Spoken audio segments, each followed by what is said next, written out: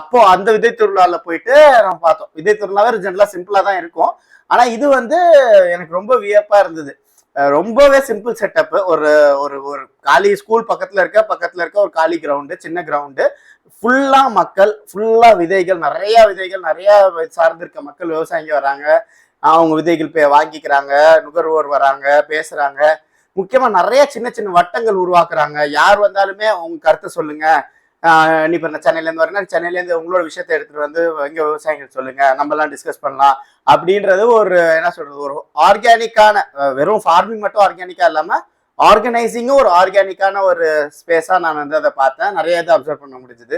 அதுக்கு நிறைய நுணுக்கமான விஷயங்கள்லாம் அங்கே நடக்குது கண்டினியூஸா. இப்போ ரீசெண்டா வந்து ஒரு 2 நாள் பயிற்சி நடத்துனாங்க. என்னத்துக்குன்னா வந்து activist, social worker, organic farming நிறைய பேர் பண்ண ஆரம்பிச்சிட்டாங்க. இப்போ அது மூவ்மெண்ட் எடுத்துட்டு போறப்ப இந்த மாதிரி விஷயங்கள்லாம் எப்படி எடுத்துட்டு போகணும், அதுக்கான ஒரு 2 நாள் பயிற்சி நடத்துறாங்க.